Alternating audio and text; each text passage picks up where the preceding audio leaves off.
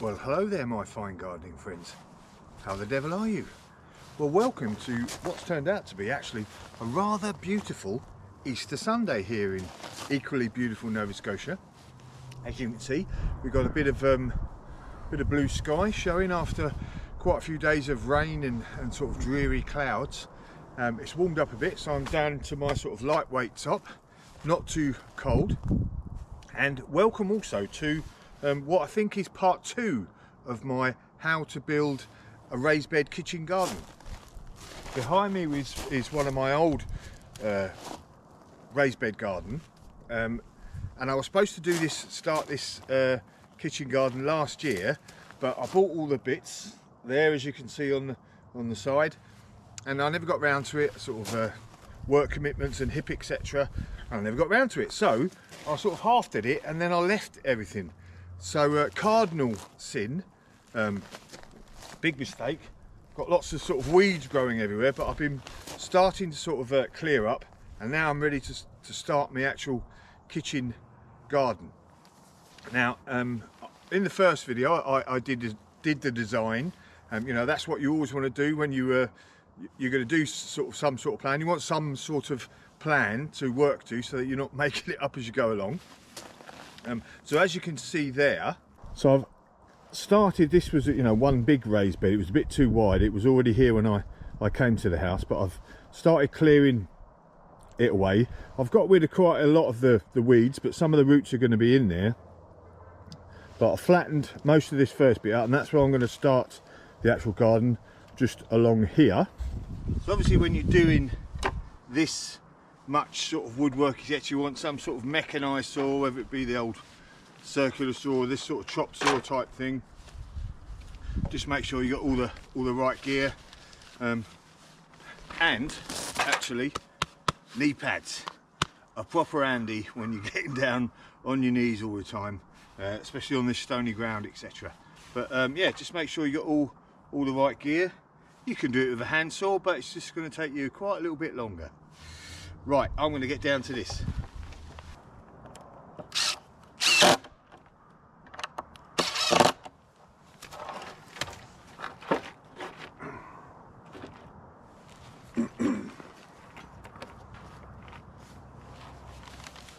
So, I've gone a bit ahead of myself here and already sort of cut out some bits, and I've already realised my plan was a bit wrong.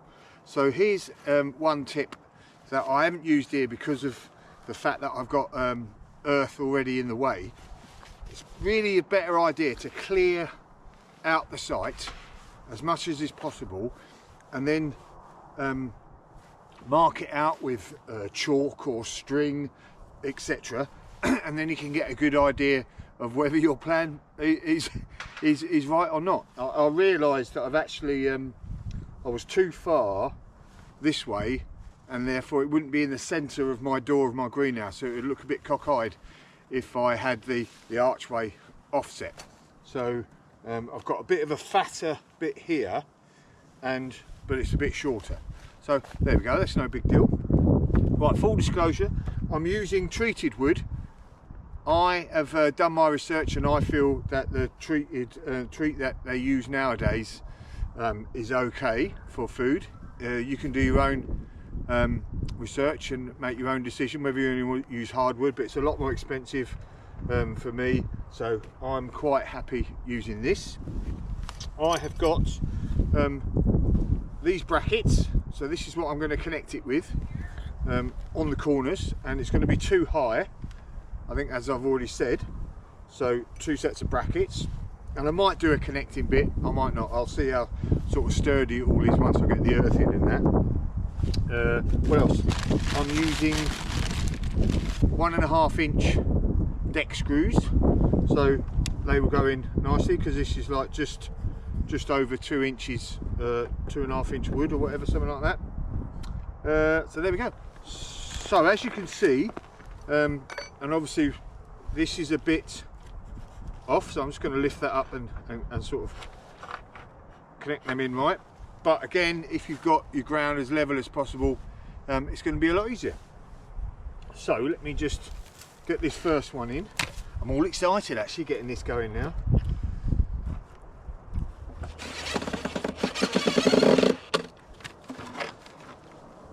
that's the first one, first little corner.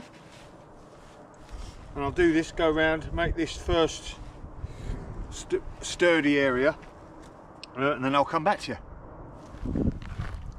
Right, so this long side, the outside, is going to be made up of a couple of planks.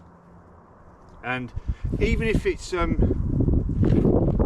if it wasn't a couple, when you've got a really long side over 12 foot, then you really want to provide a bit of support on the inside so the earth doesn't end up pushing everything out and it all bows out. So I want something halfway along, depending on how long this, I'm probably going to go halfway along here to keep it, and then screw it either side in to keep it nice and tight. And I've got these two connecting pieces of wood, and I'm just going to put a piece of wood in the middle there and drill through. I could find some sort of strapping, but this will do me nicely. So I'll be back in a minute.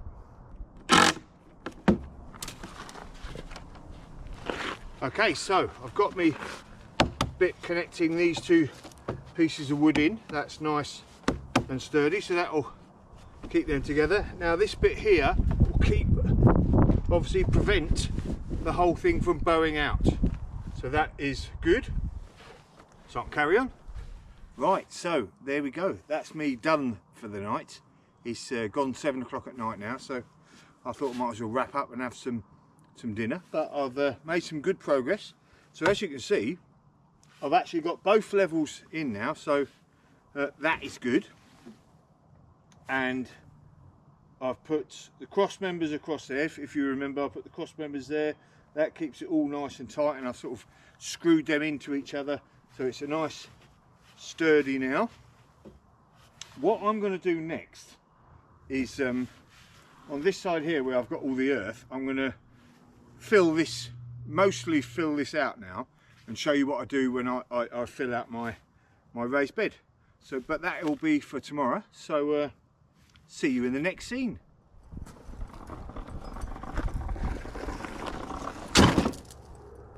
Hello, welcome back. Welcome back to another beautiful evening here in equally beautiful Nova Scotia. So, day 2, and as you can see, I've been putting lots of branches, old dead branches, and I've got a nice big log here, and I want to sort of just under half fill the area with, you know, all the dead branches, etc. Number one, it means I don't have to put so much earth in, because I don't need, you know, straight away all of the depth there. And what the dead branches, etc. will do was they will break down over time, feed all the microorganisms and the creepy crawlies that are in there, and they'll sort of feed the earth. So that's really good. Over time it will sort of nurture the compost and the earth that's in there, feeding the plants. And then also, you know, especially at the start, they will absorb lots of water when it rains, and then they will act as a store of water, a bit of a sump during the dry times, so that, you know, the raised beds often, you know, have really good drainage, but when it gets really hot, they obviously dry out quite quickly. So the all the branches, etc., will actually act as a bit of a water supply during those times, so that's good. So what I'm doing is I'm going to put quite a bit. The bigger logs you got, the better, but you know, any old ones like this, I'm just going to bung in here, and then I'm going to put the earth on top, and then I'm going to put some cardboard on top of that. I wouldn't normally do it, but like I said, I think at the start, this earth over here has probably got a few weeds, etc. in it, so I'm just going to put the cardboard on top to make sure that all the weeds, or most of them, are dead by the time they try and, you know, they'll try and sprout and they won't get anywhere, and that'll also feed the soil as well, so that's good. And then the cardboard will break down. So I'm just going to put all these sticks in here, then I'm going to put a load of earth in, and then I can start on that side raised bed. See you in a minute.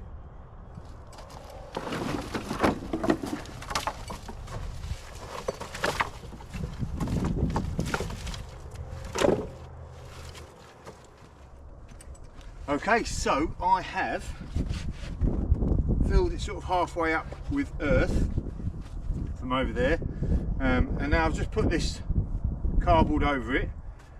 Now when I get my proper compost, that will go on top of here, obviously, all the way just about to the top, because like I said, it will probably sink down over the next few days, never mind the next few months anyway. So, but before I put any more earth on, I'll make sure I water the cardboard so that it's nice and soft and easily going to break down, etc. So, but that will keep any of the weeds, or most of the weeds that are in this soil at the moment, from coming up. So that's good. So onwards, making the rest of the beds, I think. Okay, that's me done for the night. Another 7 o'clock night. Beautiful evening. I was going to do this side, but I've actually just carried on and finished off the top end there. And just as a last little bit here, I'm just levelling off this area because it does slope down a bit. Now I'm just levelling it off, and then I can literally bring most of that earth in, and I probably won't bother with the hugelkultur logs in the bottom of this one because it's easier just to bring the earth across. So that's what I'm going to do there, and I'll be carrying on tomorrow. So see you in a bit. Well, welcome back. It has been a few weeks since my last video. I've been off to London for a conference for business I had to go to, so that was a week out, you know, various bit of weather, etc. As you can see, I've moved on quite a bit. Got all the earth, all the compost in, and nice earth in this one. So this one's like completed really, and I'm sort of 3/4 of the way through building the other one. And a few things here, you know, my strategy of, you know, not completely clearing the site has been good in that it sort of allows me to get on. You know, I've got more instant results, and you know, as I said before, it's been bad because I've not been able to fully plan things out. So you know, that's been a downside. And also on the far side there, in fact, let's have a bit more of a sort of a tour, and I can show you some of the ups and downs and the things I've done, etc.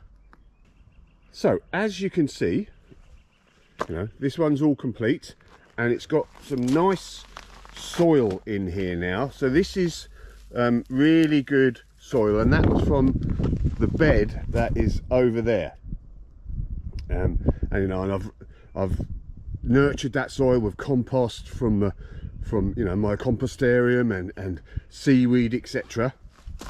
And that's produced some really nice soil. And underneath there is the thicker compost that I bought in, big heavy stuff. So I've got all that, so that's all nice and complete all the way along this bed. Right, this piece of wood here is just here so that, you know, I can make sure that everything is level for the rest of the bed.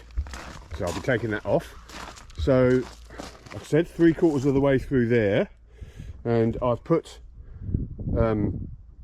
remember that there was the old bed that was here, so I've put a load of that compost in the bottom there, and then I've also barrowed in some of the new compost, etc. Now, so the trickiness of not clearing the whole site, so I've got to dig them up anyway. I need to dig them up sooner because it's better to do it now before they, you know, really get going. So I need to cut them back and then dig them bushes up and plant them somewhere. But up here was an asparagus bed.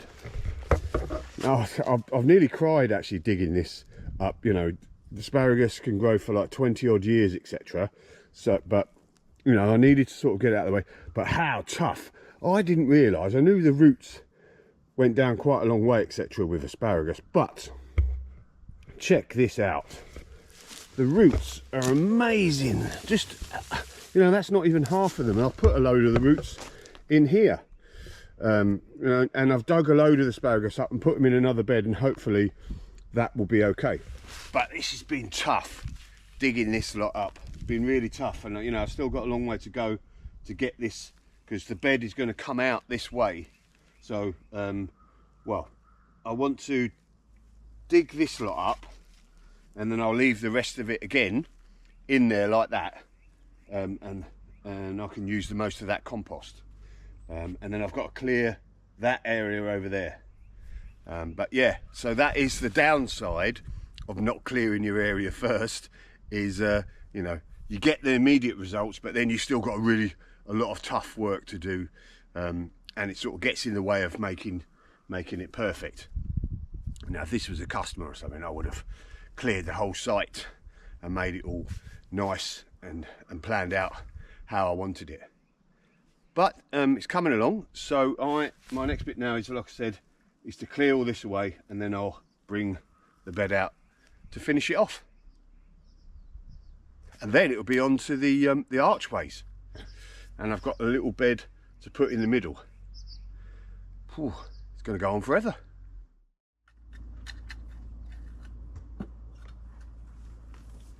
Hello, welcome back. Welcome back to a finished, well, raised bed finished area. So as you can see, I've put this middle piece in. It's about 6 foot long by a couple of feet wide, and I've got enough room to walk up and down and sort of bend over and work on stuff. Any wheelbarrow things I can do from the outsides, so that's good. Just using all available space and hopefully making it look nice as well.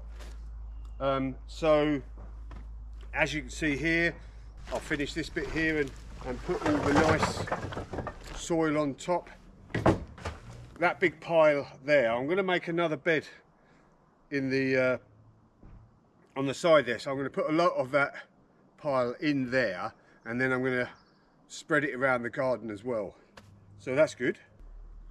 So I'm going to call it a day now on this video anyway, and say I'm sort of finished this part of the raised beds now, and now all I've got to do is the archways either side and tidy up around the sides and put a new flooring down. Hopefully it will be wood chips once I get my machine working. But I'm pretty pleased. It's looking good. Obviously it's going to look a lot better with the archways and everything, but yeah, good. I'm really looking forward to it. I can really, at the end of the day, start planting now, can't I?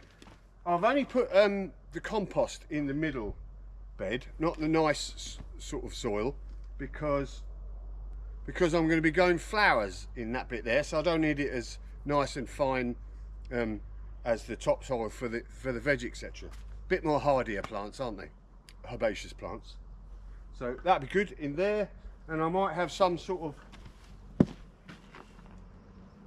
of pyramid in the middle here to grow sweet peas. That'd be nice in the middle with flowers, things like cosmos and stuff like that I can cut. But there we go, job done. I'll tell you, I've got to admit, I am rather tired. My back is sore from this compost. As you can see, I've got to take it from right at the start of my driveway all the way down here. And I don't mind doing it. It's like a spring workout. Every year I get a big pile of doing it and sort of start to work off the old winter tub. But there we go. That's enough for today. Let me know your thoughts. What do you think of it so far? Rubbish. So, excuse me. Anyway, job done. Job is definitely a good one, I think. See you later in part 3.